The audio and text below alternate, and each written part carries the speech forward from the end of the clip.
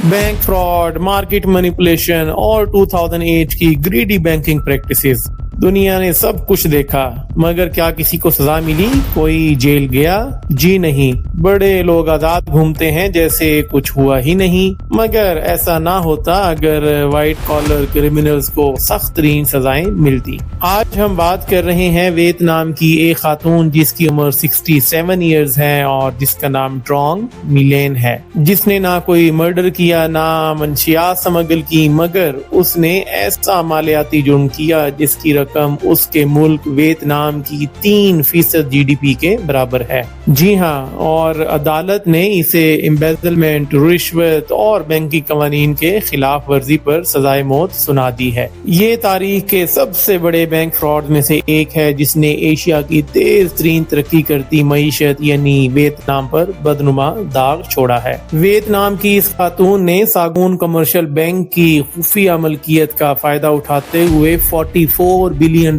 के कर्जे अपनी ही कंपनियों को मुंतकिल किए। मगर सवाल ये है कि एक दहाई से ज्यादा अरसे तक वो अरबों डॉलर चुराती रही और किसी ने रोका क्यों नहीं, और आखिर पकड़ी कैसे गई? अगर हम ट्रॉन्ग मिलेन के वेयर अबाउट्स की बात करें तो 1956 में सागून साउथ वियतनाम में पैदा हुई और इसका ताल्लुक एक आम कारोबारी घराने से है। कम उम्री में ही बिजनेस के बड़े बड़े गुर सीखे और टीन एज में माँ के साथ कॉस्मेटिक्स बेचने लगी और वक्त के साथ साथ उसकी नेगोशिएशन स्किल्स बेमिसाल साबित हुई। लेकिन कोई ये नहीं जानता था कि यही महारत उसे दुनिया के सबसे बड़े मालियाती स्कैंडल्स तक ले जाएगी। ट्रॉन्ग मिलेन नामी खातून ने 1990 की दिहाई में वियतनाम में मुआशी इस्लाहात के दौरान प्रॉपर्टी मार्केट में कदम रखा और एक बिजनेस ग्रुप की बुनियाद रखी। मगर मसला ये था कि जमीन रियासत के कंट्रोल में थी और अफसरान को कायल करना जरूरी था, मगर मिलेन के लिए कोई भी रुकावट आखिरी साबित नहीं हुई। 1992 में उसने हांगकांग के एक बिजनेसमैन से शादी की, 2 बेटों के साथ होटल्स, रेस्टोरेंट्स और प्रॉपर्टीज का वसी नेटवर्क बनाया और यूं उसके फाइनेंशियल किंगडम की बुनियाद पड़ी। मगर ये तो हम सब जानते हैं कि जहां अरूज होता है वहां जवाल भी होता है। यकीनन उस वक्त कोई अंदाजा नहीं लगा सकता था कि ये खातून और उसकी सल्तनत एक दिन जमीन बोस हो जाएगी, और वो दिन करीब था। और जब आया तो दुनिया हैरान और परेशान रह गई। साल 2010 में जब मिलेन वियतनाम के फाइनेंशियल सेक्टर की ताकतवर शख्सियत बन चुकी थी, उसकी चालाकियों का जाल बिखर चुका था, उसकी कंपनी अमीर तरीन रियल एस्टेट कंपनीज में शामिल थी, तो उसने 3 बैंक्स को मर्ज करके एक बैंक जिसका नाम साइगोन कमर्शियल बैंक रखा, उसकी जिम्मेदारी संभाल ली। बाद में मिलेन ने इसी बैंक के जरिए खुद को और अपने साथियों को बेशुमार लोन्स दिए और गवर्नमेंट ऑफिशियल्स को बेतहाशा रिश्वत खिलाई।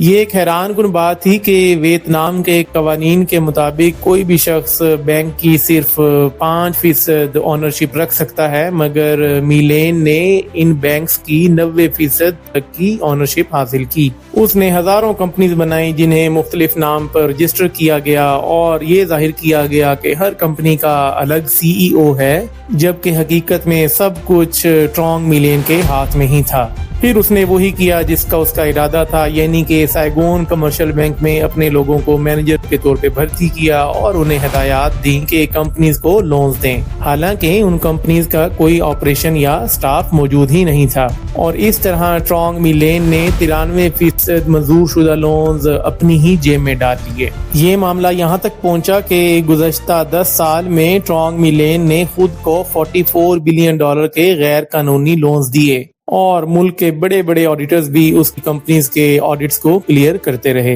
क्योंकि उसने रेगुलेटर्स और ऑडिटर्स को ब्राइब देकर यानी रिश्वत देकर खामोश कराए रखा। रिश्वत की एक बड़ी मिसाल तब सामने आई जब उसने एक चीफ इंस्पेक्टर को $5 मिलियन की रिश्वत दी। ये वियतनाम में अब तक की सबसे बड़ी रिकॉर्ड शुदा रिश्वत समझी जाती है। $5 मिलियन की रिश्वत कितनी बड़ी होती है, इसको समझने के लिए ये जानना जरूरी है कि वियतनाम میں اعلیٰ گورنمنٹ آفیشلز کی ماہانہ سیلری تقریباً $1,000 ہے۔ تو اب آپ خود ہی اندازہ لگا سکتے ہیں کہ $5 ملین کی اتنی بڑی رقم تھی کہ وہ آڈیٹر اور اس کا سارا خاندان پوری زندگی آرام سے بیٹھ کے کھا سکتا تھا۔ تحقیقات سے واضح ہوا ہے کہ ٹرانگ می لین نے اپنے ڈرائیور کو حکم دیا کہ وہ سائگون کمرشل بینک سے 108 ٹریلین ویتنامیز ڈونگ نکلوا کر اس کی بیسمنٹ میں ذخیرہ کرے۔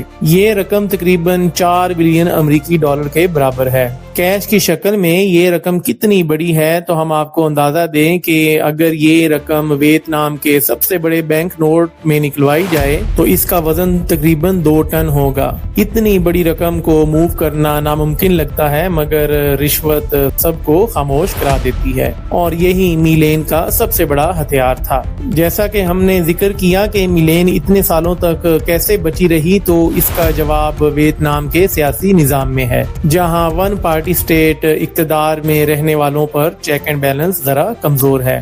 اور ویتنام کی اگر ہم ریسنٹ ہسٹری کی بات کریں تو سال 2013 میں ان کے سیاستدانوں نے بلیزنگ فرنس کے نام سے ایک اینٹی کرپشن مہم شروع کی، کیونکہ اس وقت کرپشن خود کمیونسٹ پارٹی کے اقتدار کے لیے ایک خطرہ بن رہی تھی۔ ابتدائی طور پر یہ مہم صرف پبلک سیکٹر تک محدود تھی، جبکہ میلین آزادانہ طور پر برائبز دیتی اور کیش نکلواتی رہی۔ لیکن جب US چائنا وار ٹریڈ شدت اختیار کر گئی اور کمپنیاں نئی مینوفیکچرنگ لوکیشنز کی تلاش میں نکلیں، تو ویتنامی حکومت نے فیصلہ کیا کہ انہیں پرائیویٹ سیکٹر کی کرپشن کو بھی قابو میں لانا ہوگا، اور blazing furnace anti corruption movement کے ذریعے ویتنام نے ایک کلین بزنس انوائرمنٹ بنانے کا وعدہ کیا، اور سامسنگ، LG اور ایپل جیسی کمپنیوں نے اربوں ڈالرز کی سرمایہ کاری کی، اور اس طرح ویتنام چین کے بعد ایپل کا سب سے بڑا مینوفیکچرنگ ہب بھی بن گیا۔ اس مہم کا ایک پہلو یہ تھا کہ جو بھی کرپٹ پایا جاتا ہے اس پر سخت ہاتھ ڈالا جائے،